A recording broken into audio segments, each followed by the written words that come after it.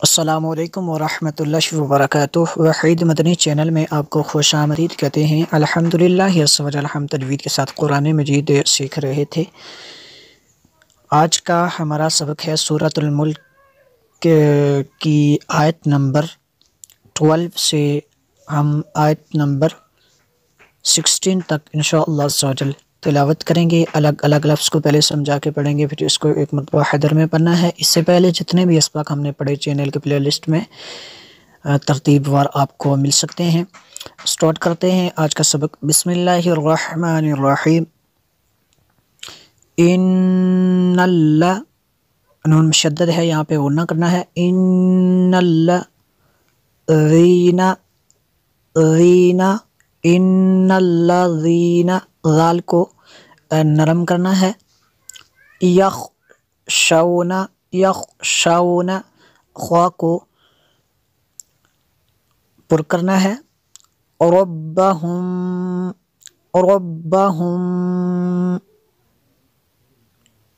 میم ساکن کے بعد با ہے، تو یہاں پہ اخفاء شفوی ہوگا، اس لیے ہم نے یہاں پہ غنہ کیا۔ ربہم، را کو پر کرنا ہے۔ بالغیب لہم، میم ساکن کے بعد دوسری میم ہے تو ادغام شفوی ہوگا، اس لیے ہم نے یہاں پہ غنہ کیا۔ لہم مغفرۃ، تنوین کے بعد واو ہے حروف غیر معلوم میں سے، تو یہاں پہ ادغام ہوگا۔ وَأَجْرٌ، یہاں پہ قلقلہ ہوگا، آگے تنوین کے بعد کاف ہے حروف اخفاء میں سے، یہاں پہ بھی غنہ ہوگا۔ وَأَجْرٌ ایسے اخفاء کا غنہ ہوگا۔ کبیر، ان الذین یخشون ربهم بالغیب لهم مغفرۃ واجر کبیر۔ واسروا، را کو پر کرنا ہے۔ قولکم قاف کو پر کرنا ہے۔ اوجہروا، جیم پہ قلقلہ ہوگا۔ بہ، یہاں پہ وقف کریں گے تو وقف مطلق کی شارٹ فارم ہے، یہاں پہ وقف کریں گے تو اس کو بہ پڑھنا ہے۔ آگے انہو، نون مشدد ہے، یہاں پہ غنہ ہوگا۔ انہو، جتنا غنہ کی مقدار اتنا الٹا پیش کو ہم نے کھینچنا ہے۔ علیم،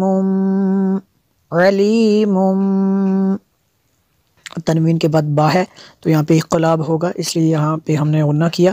تنوین کے بعد با آ جائے نون ساکن یا تنوین کے بعد، تو اس جو تنوین کا نون ساکن ہوتا ہے اس کو میم سے بدل کے پڑھتے ہیں۔ علیم بذات، ذال کو نرم کرنا ہے۔ بذات الصدور، وَأَسِرُّوا قَوْلَكُمْ أَوِ اجْهَرُوا بِهِ إِنَّهُ عَلِيمٌ بِذَاتِ الصُّدُورِ۔ أَلَا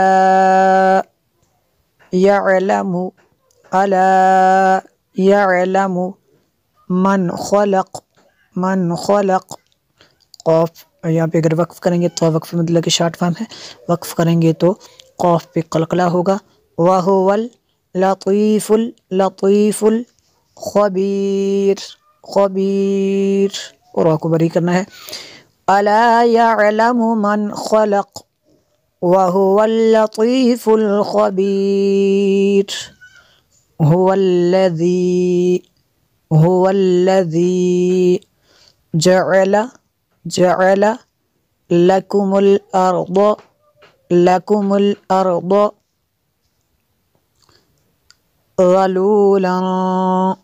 ذلولا، تنوین کے بعد فا ہے حروف اخفاء میں سے، تو یہاں پہ اخفاء ہوگا، اس لیے یہاں پہ غنہ ہوا۔ فَامْشُوا فِي مناکبہا، لفظ کو کھینچنا نہیں، حروف مدہ جو ہیں ان کو کھینچنا ہے ہم نے۔ وَکُلُوا من رزقہ، وکلو من رزقہ، نون کو نہیں پڑھیں گے، را کو پڑھنا ہے، نون ساکن کے بعد را ہے، حروف یارمالون میں سے تو یہاں پہ غنہ بھی نہیں کرنا، را اور لام میں غنہ نہیں ہوتا، تو اس کو من رزقہ ایسے پڑھیں گے۔ وَإِلَيْهِ النُّشُورُ، نون مشدد ہے، یہاں پہ غنہ ہوگا۔ هُوَ الَّذِي جَعَلَ لَكُمُ الْأَرْضَ ذَلُولًا فَامْشُوا فِي مَنَاكِبِهَا وَكُلُوا مِن رِّزْقِهِ وَإِلَيْهِ النُّشُورُ۔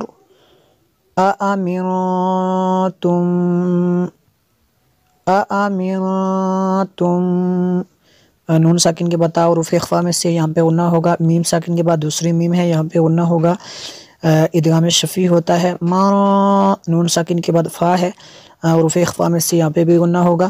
أَأَمِنْتُمْ مَنْ فِي السَّمَاءِ، حمزہ اسی کلمے میں ہے تو یہ مد متصل ہے، متصل کا مطلب ہوتا ہے ملا ہونا۔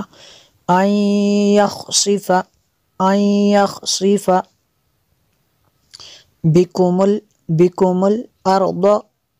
الْأَرْضَ فَإِذَا، ذال کو نرم کرنا ہے، ہِیَ تَمُورُ، أَأَمِنْتُمْ مَنْ فِي السَّمَاءِ أَن يَخْسِفَ بِكُمُ الْأَرْضَ فَإِذَا هِيَ تَمُورُ۔